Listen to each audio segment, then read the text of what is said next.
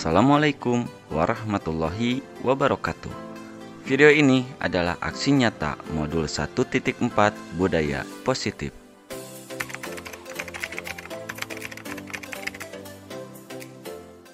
Baik, Assalamualaikum warahmatullahi wabarakatuh.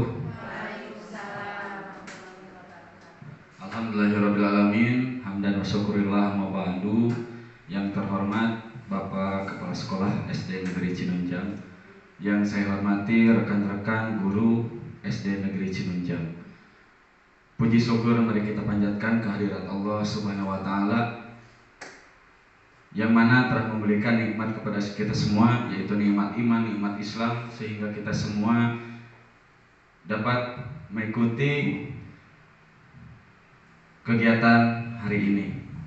Salawat serta salam semoga selalu dilimpahkan kepada junjungan kita semua, nyatanya Nabi Muhammad SAW. Bapak Ibu guru hebat, saya ucapkan terima kasih telah menyempatkan waktunya untuk mengikuti kegiatan penyebaran pemahaman tentang budaya positif berdasarkan pengalaman saya pada program Guru Penggerak Angkatan 9. Sebelum kita masuk ke materi, kira-kira apa yang terbesit di dalam pikiran Bapak Ibu ketika mendengar budaya positif? Mungkin ada yang bisa berpendapat, apa sih budaya positif? Tapi yakin saya juga Bapak Ibu pasti sudah mengetahui apa itu budaya positif. Maka barangkali silahkan ada yang mau berpendapat? Segala sesuatu yang baik. Iya, betul Bu. Segala sesuatu yang baik. Hal inilah yang harus kita tanamkan, yang harus kita ciptakan di sekolah. Di dalam diseminasi ini ada beberapa konsep inti tentang budaya positif. Yang pertama, ada perubahan paradigma belajar. Kemudian yang kedua ada disiplin positif. Yang ketiga ada nilai-nilai kebajikan. Selanjutnya kebutuhan dasar manusia, motivasi perilaku manusia, posisi kontrol guru, keyakinan gelas, dan segitiga restitusi. Nah, ini konsep inti tentang budaya positif yang akan kita bahas pada kesempatan kali ini. Baik, sebelum kita mulai, ini udah siang ya Bapak Ibu. Mungkin udara ataupun mood kita itu udah gak kurang baik. Maka saya akan cek dulu kesemangatan Bapak Ibu di dalam pertemuan kali ini. Apakah Bapak Ibu masih semangat? Masih semangat? Biar lebih bersemangat lagi, kita akan slogan SD Negeri Cinunjang. Biasanya kalau saya bilang SD Negeri Cinunjang, jawabnya apa ya? Jaya maju. Oh ya, gini aja Bu, SD Negeri Cinunjang. Kalau saya bilang seperti itu, Bapak Ibu jawabnya bersinergi, biar kita lebih semangat lagi. Ya, SD Negeri Cinunjang bersinergi. Siap Bu? Siap. SD Negeri Cinunjang. Bersinergi. SD Negeri Cinunjang. Bersinergi. Baik, terima kasih. Tepuk tangan untuk kita semua. Oke, ini ada pembelajaran dengan paradigma baru. Pembelajaran dengan paradigma baru ini merupakan pembelajaran yang dirancang berdasarkan prinsip pembelajaran berdiferensiasi. Nah, berdiferensiasi, Bapak Ibu, sebelum masuk ke sana mungkin izinkan saya bertanya. Apakah selama ini kita mengajar itu menggunakan metode berpusat pada guru kah atau berpusat pada murid? Dua-duanya. Alhamdulillah, berarti di sekolah kita sudah menggunakan berdiferensiasi, sedikitnya mulai melangkah ya. Dimana pembelajaran atau di kurikulum Merdeka dan juga menurut Bapak kita Ki Hajar Dewantara, pembelajaran itu harus berpusat kepada murid. Apa kebutuhan murid kita yang memenuhi, dan juga guru itu menuntun, bukan menuntut. Baik, kita lanjutkan. Prinsip pembelajaran berdiferensiasi sehingga para peserta didik belajar sesuai dengan kebutuhannya berdasarkan tahap perkembangan sesuai teori psikologi modern untuk mewujudkan profil pelajar Pancasila. Nah, di sini ada profil pelajar Pancasila.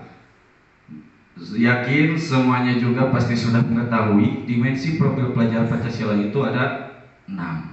Yang pertama, ada beriman, bertakwa kepada Tuhan Yang Maha Esa dan berakhlak mulia. Selanjutnya berkebinekaan global dan selanjutnya bergotong royong. Nah, elemen dalam bergotong royong ini yaitu kolaborasi. Kolaborasi antara guru dan murid. Nah, ibu ayah nama kolaborasi dan murid ya, guru tuh. Kemudian kepedulian dan juga berbagi. Itu dalam bergotong royong. Kemudian selanjutnya dimensi profil pelajar Pancasila itu ada kreatif, bernalar kritis dan juga mandiri. Selanjutnya di sini ada konsepsi tentang teori kontrol. Nah, ini miskonsepsi tentang teori kontrol. Jadi sebetulnya Bu, selama ini kita beranggapan bahwa peserta didik itu bisa kita kontrol. Padahal tidak seperti itu. Kenapa? Karena miskonsepsi. Nah, ini ada teori kontrol itu ada beberapa ilusi. Yang pertama, ilusi guru mengontrol murid. Beranggapan bahwa peserta didik itu bisa kita kontrol. Ini sebetulnya peserta didik itu tidak bisa kita kontrol. Sebenarnya seperti ini, Bu. Kita waktu jadi murid, apakah kita sepenuhnya dikontrol oleh guru? Tidak. Mungkin di pandangan guru iya, tapi sebetulnya tidak. Kemudian ada ilusi bahwa semua penguatan positif efektif dan bermanfaat. Kita beranggapan dengan penguatan positif itu akan efektif dan juga bermanfaat. Apakah seperti itu? Sebetulnya tidak. Itu hanya ilusi. Untuk selanjutnya, ilusi bahwa kritik dan membuat orang merasa bersalah dapat menguatkan karakter. Apakah dapat menguatkan karakter dengan kita mengkritik peserta didik? Iya. Bisa iya, bisa tidak. Ya. Gimana peserta didiknya? Apakah peserta didik itu menerima? Kemudian ilusi bahwa orang dewasa memiliki hak untuk memaksa.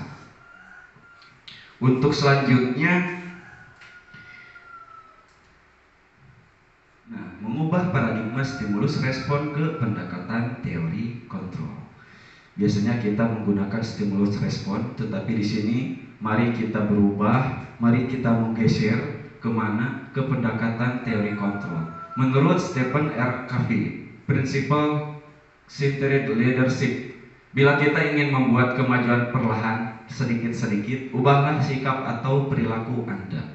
Namun, bila kita ingin memperbaiki cara-cara utama kita, maka kita perlu mengubah kerangka acuan kita. Ubahlah bagaimana Anda melihat dunia, bagaimana Anda berpikir tentang manusia. Ubahlah paradigma Anda, skema pemahaman dan penjelasan aspek-aspek tertentu tentang realitas. Baik, di sini ada poin stimulus respon dan juga teori kontrol.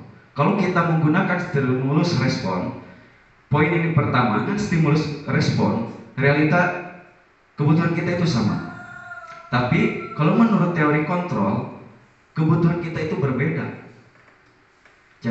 Jangankan dengan murid ataupun dengan peserta didik, dengan sesama guru pun yakin kebutuhan kita berbeda.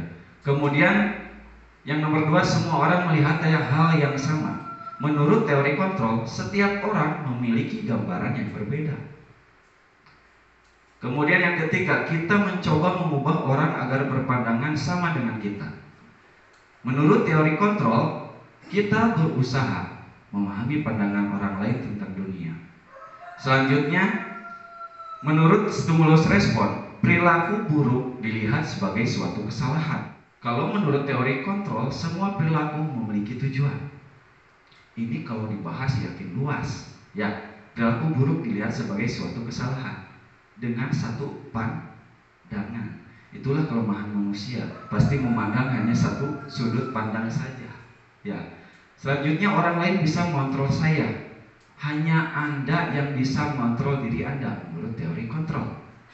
Kemudian menurut stimulus respon, pemaksaan ada pada saat bujukan gagal. Menurut teori kontrol, kolaborasi dan konsensus menciptakan pilihan-pilihan baru. Dan selanjutnya model berpikir menang atau kalah. Ini menurut stimulus respon. Kalau menurut teori kontrol, model berpikir menang-menang. Maksudnya di sini model berpikir menang kalah itu gimana? Menang guru, siswa yang kalah. Saya yakin dimanapun pasti beranggapan seperti itu. Mau mungkin guru elehku, budak, sebagainya. Tetapi kalau menurut teori kontrol, model berpikirnya itu harus kita menang, siswa juga menang. Seperti itu. Ya, oke, lanjut. Selanjutnya ini ada disiplin positif. Dalam budaya kita, makna kata disiplin memaknai menjadi suatu yang dilakukan seseorang pada orang lain untuk mendapatkan kepatuhan. Kita cenderung menghubungkan kata disiplin dengan ketidaknyamanan. Apakah betul seperti itu? Itulah di budaya kita, Bu. Jadi disiplin teh kesana aturan anu dibuat secara memaksa. Padahal kitanya tidak. Kemudian Bapak Pendidikan Ki Hajar Dewantara menyatakan bahwa di mana ada kemerdekaan, disitulah harus ada disiplin yang kuat. Sungguh pun disiplin itu bersifat self disiplin, yaitu kita sendiri yang mewajibkan kita dengan sekeras-kerasnya. Tetapi itu sama saja, sebab jikalau kita cakap melakukan self disiplin, wajiblah penguasa lain mendisiplinkan kita. Dan peraturan demikian itulah harus ada di dalam suasana yang merdeka. Untuk mencapai kemerdekaan atau dalam konteks pendidikan kita saat ini, untuk menciptakan murid yang merdeka, syarat utamanya yaitu harus ada disiplin yang kuat. Disiplin di sini adalah disiplin diri, disiplin internal, disiplin dalam diri kita, bukan disiplin eksternal atau didisiplinkan oleh orang lain. Namun jika kita tidak memiliki motivasi internal, maka kita memerlukan pihak lain untuk mendisiplinkan kita atau motivasi eksternal. Eksternal ini berasal dari luar, bukan dari diri kita sendiri. Nah, ini adalah nilai-nilai kebajikan, yang mana nilai kebajikan itu banyak. Tapi saya di sini mengambil 3 contoh. Nilai kebajikan adalah nilai yang disepakati bersama, lepas dari suku, bangsa, agama, bahasa maupun latar belakangnya.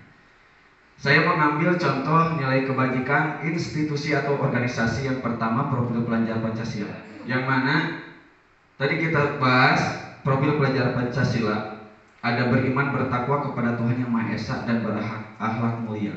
Nah, ini namanya nilai-nilai kebajikan, Bu. Mandiri, bernalar kritis, berkebinekaan global, bergotong royong, kreatif. Kemudian dari organisasi IBO, Primary Years Program, toleransi, rasa hormat, integritas, mandiri, menghargai, antusias, empati, keingintahuan, kreativitas, kerjasama, percaya diri, dan komitmen. Kemudian pada keterampilan hidup ini nilai kebajikan, dapat dipercaya, lurus hati, pendengar yang aktif, tidak merendahkan orang lain, memberikan yang terbaik dari diri. Inilah nilai-nilai kebajikan. Ya. Selanjutnya, nah ini, Bu, yang tadi mungkin belum tergambarkan, terbayangkan, kebutuhan dasar manusia. Kebutuhan dasar manusia adalah segala sesuatu yang kita lakukan untuk mendapatkan apa yang kita inginkan. Seluruh tindakan yang kita lakukan memiliki tujuan tertentu, dan semua usaha terbaik yang kita lakukan adalah dalam rangka agar kebutuhan dasar kita terpenuhi dengan baik. Jadi ada berapa sih kebutuhan dasar manusia? Ada 5 kebutuhan dasar manusia. Seperti tadi saya bilang, menang kalah, menang menang. Kemudian kita membangun ataupun menggerakkan motivasi yang ada pada siswa, ataupun merubah siswa atau peserta didik itu yang tadinya gagal menjadi tidak gagal dengan satu arah. Itulah kesalahan kita. Kenapa tidak ditanyakan alasan? Yakin semuanya juga pasti ada alasannya. Alasannya apa? Ya, kelima kebutuhan dasar manusia ini. Kalau salah satunya tidak terpenuhi, yakin bukan saja peserta didik, tapi kita juga sama, pasti akan melakukan kesalahan. 5 kebutuhan dasar manusia. Yang pertama, bertahan hidup. Yang mana bertahan hidup itu makan, tempat tinggal, beristirahat, keamanan, kesehatan. Salah satunya tidak terpenuhi, yakin pasti akan membuat kesalahan. Seperti halnya di kelas, saya sering melihat kebanyakan siswa yang kurang motivasi belajarnya ataupun malas, hulai tertunduh, ya, malas, motivasi belajarnya itu tidak ada. Kenapa? Mungkin ini salah satunya, tidak sarapan bisa, ataupun kurang beristirahat juga bisa. Terus kesehatannya, ulah-ulah siswa, jangan pun peserta didik, kita juga ya. Nah, itu mungkin karena kurang beristirahat, kesehatan kurang baik. Selanjutnya ada kasih sayang dan rasa diterima. Yang ini relasi sosial, keluarga, sahabat, teman, kelompok. Yang mana peserta didik ini memerlukan kasih sayang dan rasa diterima. Mungkin di kelas seperti halnya di dalam kelompok. Semisal kita kan suka di kelas itu dibagi kelompok, satu kelompok 5 orang. Tapi kenapa ya yang satu orangnya diem saja gitu kan, tidak beraktivitas.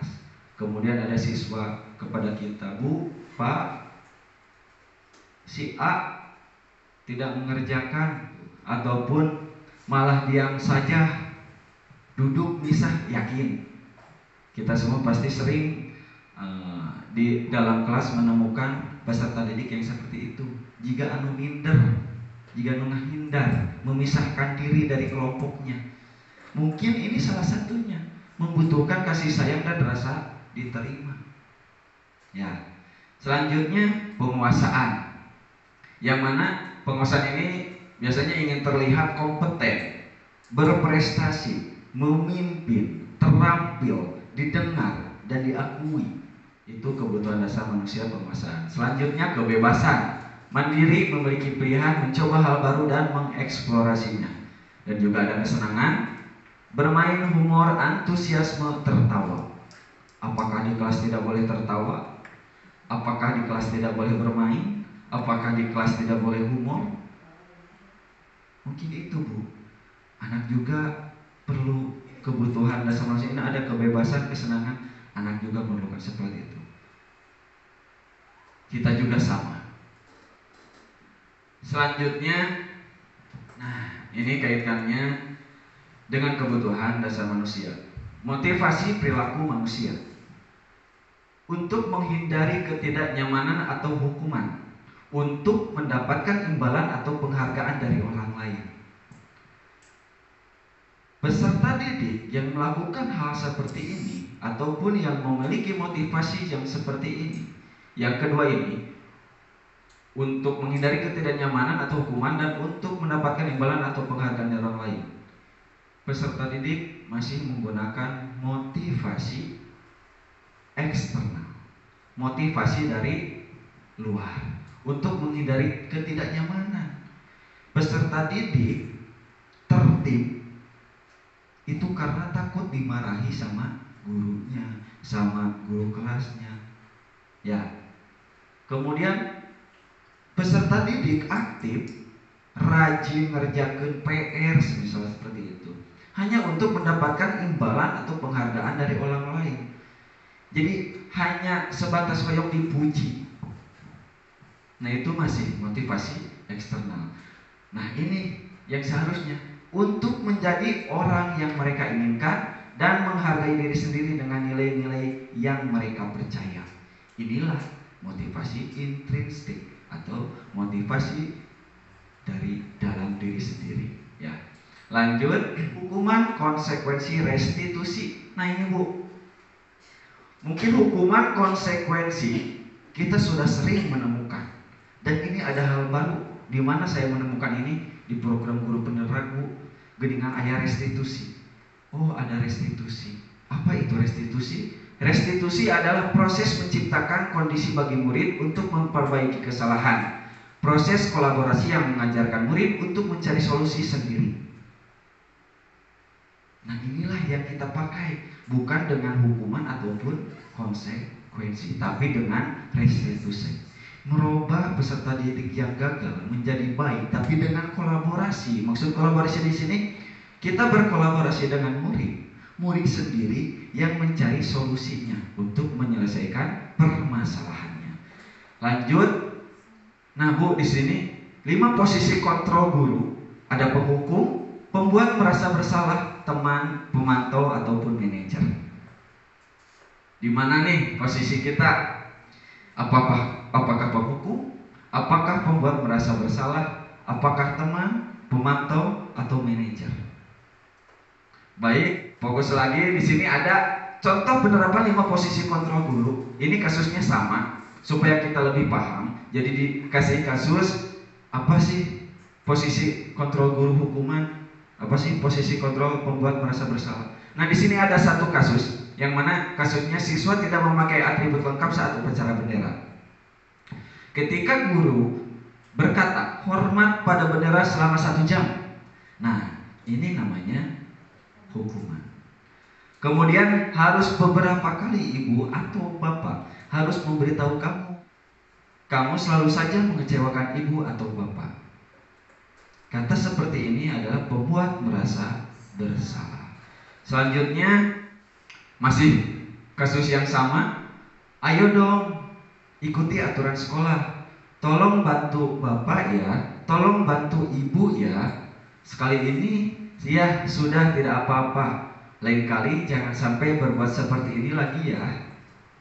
Ini posisi teman. Kamu sudah melanggar peraturan sekolah. Kamu tahu konsekuensinya. Setelah upacara kamu beli atributnya ke koperasi dan jangan diulangi lagi. Ini posisi pemantau. Jujur, dari dulu saya menggunakan posisi kontrol teman. Tapi ini kurang baik. Udah baik, udah positif dengan kita menggunakan posisi teman. Tapi tidak baiknya apa? Peserta didik tersebut mengikuti perintahnya dari guru tersebut saja, tapi belum tentu berlaku kalau dari guru yang lain. Kalau kita menggunakan posisi teman, ini yang saya rasakan. Banyak pengalaman ke belakang itu, semisal ada alumni, terus alumni, padahal saya bukan wali kelas, bukan kepala sekolah, bukan wakil kepala sekolah, tapi peserta didik yang pertama disamperin itu saya. Karena mungkin kedekatan. Tapi itu apakah tidak berdampak? Berdampak, Bu. Sangat berdampak. Sangat merugikan orang lain. Makanya ini tidak baik. Padahal udah positif. Baik yang harus kita jalankan yaitu posisi manajer, Bu. Kasus sama. Posisi manajer dengan berkata, apakah kamu tahu kesalahanmu? Kira-kira bagaimana kamu memperbaiki kesalahanmu? Di sini kita secara tidak langsung kita mewujudkan peserta didik yang bertanggung jawab atas kesalahannya, kemudian mandiri. Ya, baik. Ibu udah paham belum 5 posisi yang tadi? Penghukum, kemudian ada lagi jadi berasa bersalah si siswa, ya. Kemudian ada lagi teman, ada pemantau dan juga ada manajer. Bu, jujur ini mah negatif. Semoga kita tidak seperti itu. Saya masih ingat, Bu, waktu sekolah. Kebetulan saya dulu sekolah di STM Negeri, SMK Negeri 2 Kota Tasikmalaya. Saya waktu itu kejadiannya di siang hari. Jadi gini, Bu, kan di SMK setelah Jumatan itu ada lagi masuk pelajaran.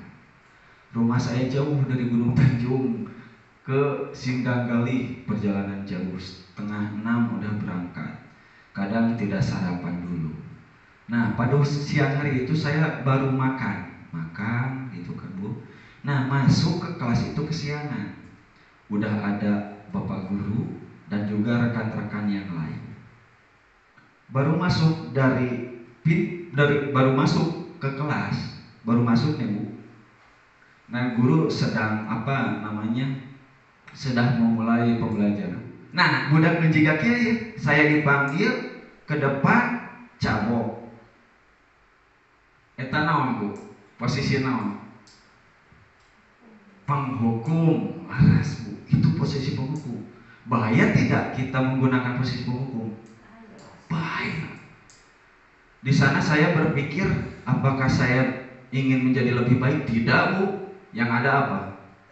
Dendam Bu. Untung saya tidak berbuat lebih buruk. Kalau saja saat itu saya berbuat lebih buruk, apa Bu? Mungkin saya bisa saja melihat mobilnya dikempesan bannya semua. Bisa kan seperti itu? Bisa Bu. Nah, makanya seperti itu Bu. Ini mah gambaran pengalaman saya. Jadi sampai saat ini saya ingat.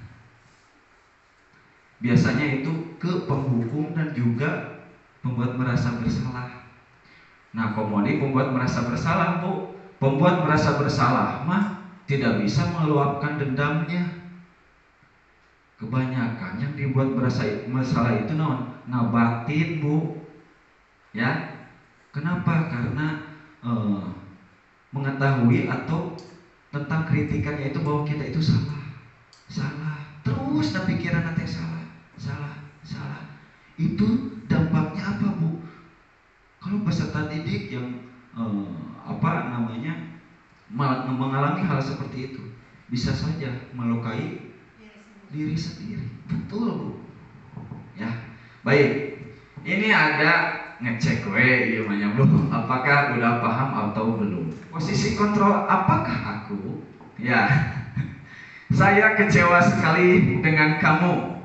Ini ucapan guru. Posisi kontrol apakah aku? Saya kecewa sekali dengan kamu. Naon cing?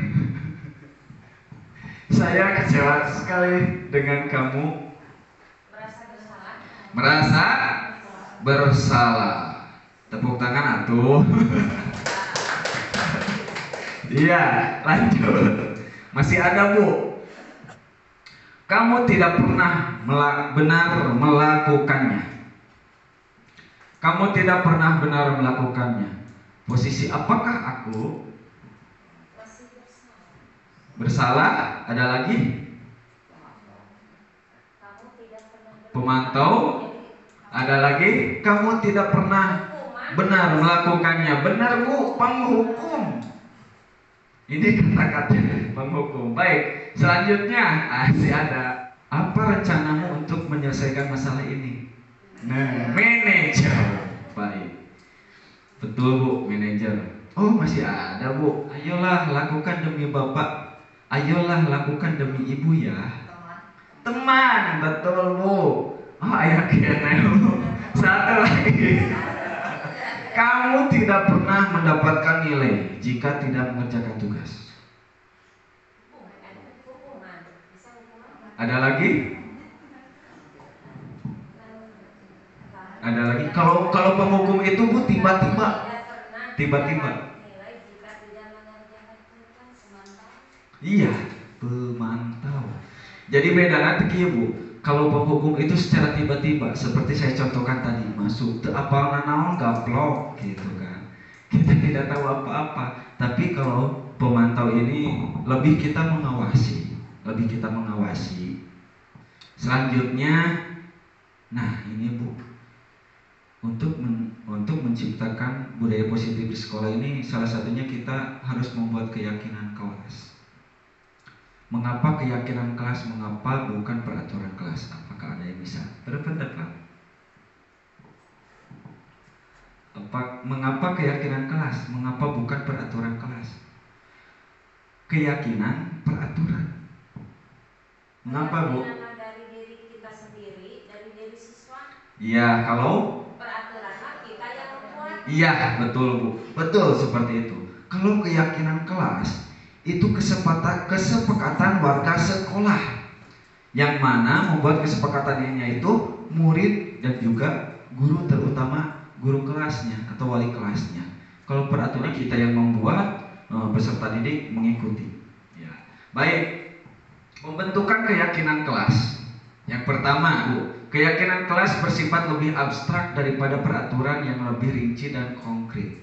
Keyakinan kelas berupa pernyataan-pernyataan universal. Selanjutnya, pernyataan keyakinan kelas senantiasa dibuat dalam bentuk positif. Jadi ini tidak ada semisal dilarang membuang sampah sembarangan. Nah, kata dilarang itu sudah tidak ada. Kemudian tidak boleh. Nah, pernyataan seperti itu sudah tidak ada. Semisal kumaha tuh, jagalah kabar seperti itu. Keyakinan kelas hendaknya tidak terlalu banyak sehingga mudah diingat dan dipahami oleh semua warga sekolah. Jadi kalau terlalu banyak, jadi intinya gini kan Bu, keyakinan kelas itu yang kita sepakati dalam satu kelas berarti peserta didik dan gurunya. Kalau terlalu banyak yang dibuat, apa yakin akan diingat apa saja keyakinan kelasnya? Tidak kan Bu, tapi kalau sedikit, insya Allah Bu. Tujuannya untuk apa kan? Intinya kita ingin memunculkan motivasi intrinsik dalam diri siswa.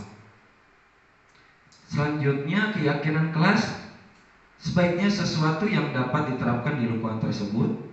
Semua warga kelas hendaknya ikut berkontribusi dalam pembuatan keyakinan kelas lewat kegiatan curah pendapat dan bersedia meninjau kembali keyakinan kelas dari waktu ke waktu, apakah berjalan atau tidak keyakinan kelasnya. Seperti itu Bu. Apakah penting kita buat keyakinan kelas di kelas Bu? Penting tidak Bu? Penting tidak Bu? Penting Bu. Karena kita kan ingin mewujudkan peserta didik yang bertanggung jawab, ingin mewujudkan peserta didik yang mandiri, berkreatif. Kita itu hanya mengarahkan saja Bu, menuntun saja.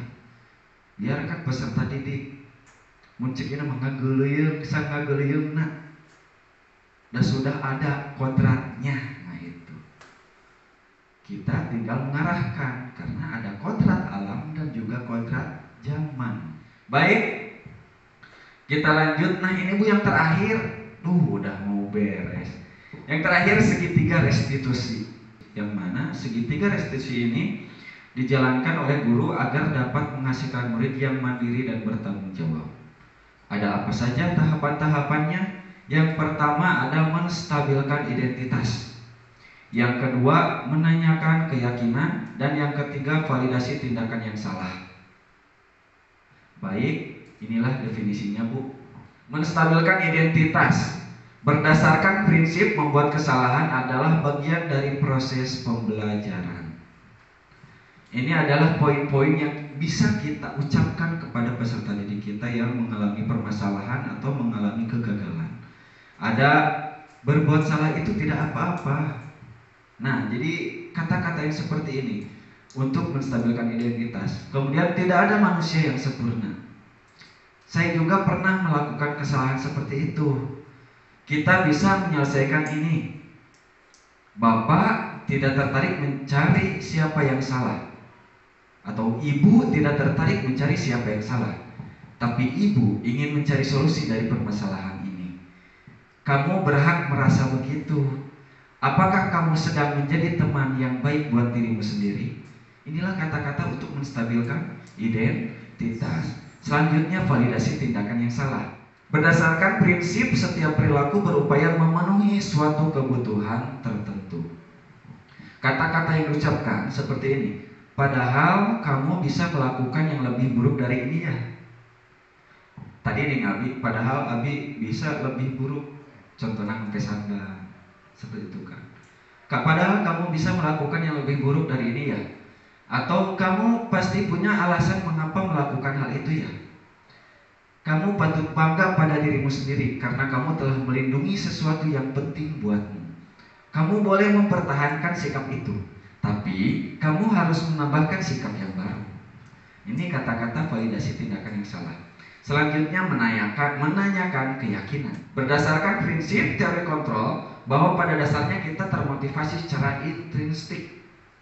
Ini kata-katanya ya Bu, apa yang kita percaya sebagai kelas atau keluarga. Kemudian apa nilai-nilai umum yang kita sepakati. Apa bayangan kita tentang kelas yang ideal. Kamu mau jadi orang yang seperti apa. Jadi 3 tahapan ini menstabilkan identitas, validasi tindakan yang salah, menanyakan keyakinan. Harus semuanya Bu, tahapan-tahapannya semuanya hadir. Tidak bisa satu-satu. Semisal kita hanya melakukan dengan identifikasi atau menstabilkan identifikasi saja. Kalau kita melakukan satu itu, peserta didik mungkin bisa berubah. Tetapi waktu itu saja, besoknya pasti. Karena hanya motivasi dari luar saja. Untuk memunculkan, menciptakan motivasi intrinsik. Justru ini nih, yang terakhirnya. Kalau kita udah buat keyakinan kelas, kan kita mudah. Keyakinan kelas apa yang kita yakini? Karena udah dibuat nih keyakinan kelasnya. Inilah Bu, segitiga restitusi yang mana mari bersama-sama kita terapkan di SD Negeri Cinunjang ini. Dan alhamdulillah kebetulan keyakinan kelas 4, kelas 5, kelas 6 sudah dibuat Bu. Guru kelas ataupun wali kelasnya tinggal melihat, memantau berjalan tidak nih. Tinggal ke sana Bu. Jadi itu justru dengan kita membuat keyakinan kelas mengefektifkan tenaga kita Bu. Tidak usah capek-capek dan capek amak-amakan teh Bu. Ya, tapi dengan kita membuat keyakinan kelas, komoditi ditempel di dinding harus itu Bu, agar peserta didik itu selalu ingat, selalu mengingat. Kemudian setelah kita membuat keyakinan kelas, kita juga komunikasi dengan orang tua. Sebetulnya di sekolah berapa jam atau Bu bisa terhitung. Justru lingkungan yang paling berdampak untuk dirinya itu di rumah, di lingkungan keluarga, lingkungan masyarakat utamanya. Ya, kalau lingkungan sekolah kan yang ada di sekolah, yang sekolah di sini saja. Tapi kalau di lingkungan masyarakat banyak yang mempengaruhi. Makanya kita harus selalu berkomunikasi dengan orang tua murid, itu hal yang baik Bu. Baik Bu, ini udah selesai saja ya. Penutup, dalam pencapaian program disiplin positif hendaknya guru memiliki standar kepribadian profesional dan sosial yang baik, di mana guru mampu merefleksikan dirinya dalam posisi kontrol saat ini. Bagaimana perjalanan dirinya sebagai among atau manajer yang menuntun murid-muridnya menjadi insan yang mandiri dan merdeka bertanggung jawab. Terima kasih untuk hari ini. Wassalamualaikum warahmatullahi wabarakatuh.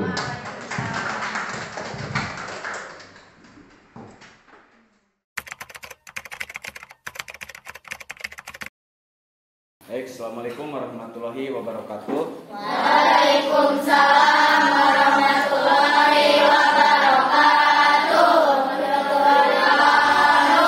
Selamat pagi. Pagi. Gimana kabarnya?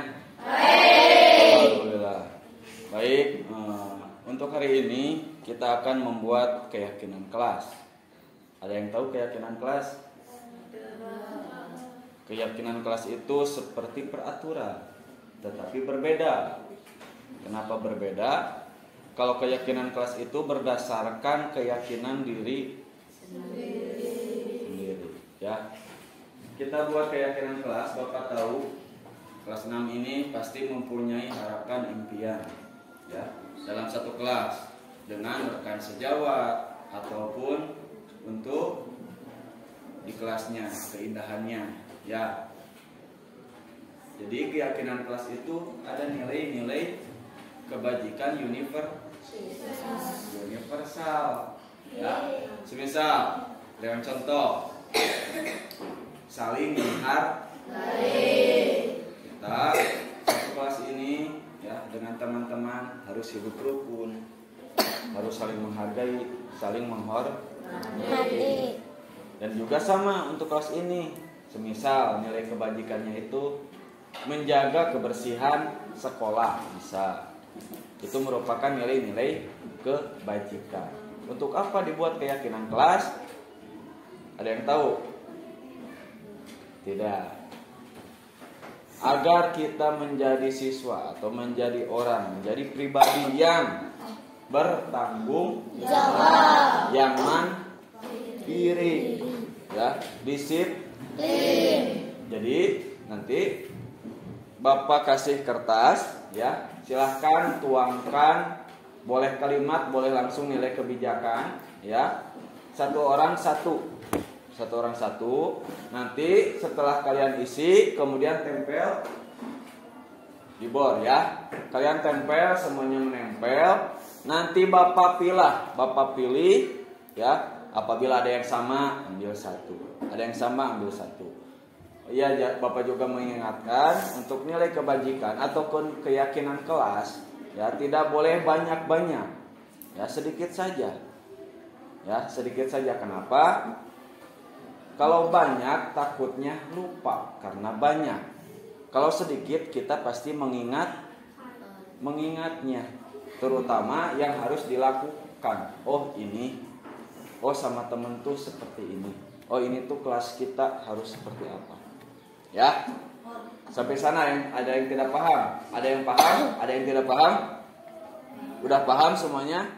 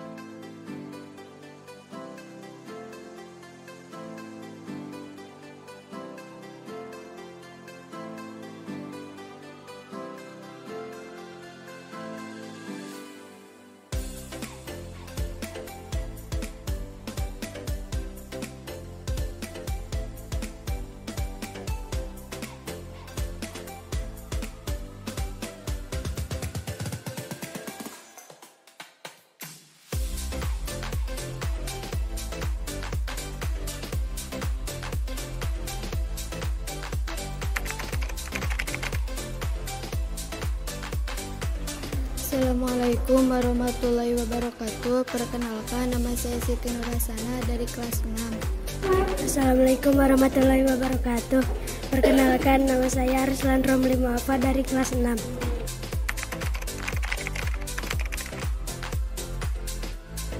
Senang sekali. Senang.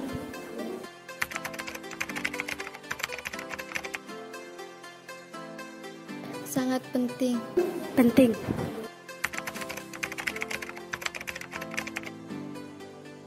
Karena dapat menumbuhkan rasa tanggung jawab. Agar bisa membuat diri kita lebih baik lagi. Pelaksanaan diseminasi atau penyebaran pemahaman kepada rekan guru dilakukan pada tanggal 23 Oktober 2023 bertempat di SD Negeri Cinunjang, Kabupaten Tasikmalaya. Terdapat 8 orang guru yang mengikuti kegiatan ini. Pembuatan keyakinan kelas bersama dengan murid dilakukan pada tanggal 23 Oktober 2023. Murid-murid sangat antusias dalam membuat keyakinan kelas. Perasaan saya setelah melakukan aksi nyata ini, saya menjadi sangat bersemangat dalam melakukan perubahan ke arah yang lebih baik, terutama menerapkan konsep-konsep inti dalam budaya positif di SD Negeri Cinunjang.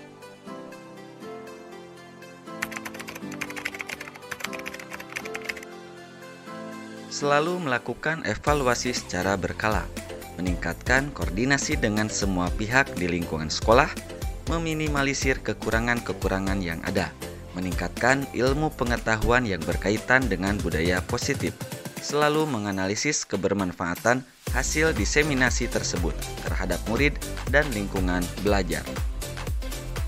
Terima kasih sudah menyaksikan video ini. Semoga bermanfaat dan juga menginspirasi. Salam dan bahagia. Wassalamualaikum warahmatullahi wabarakatuh.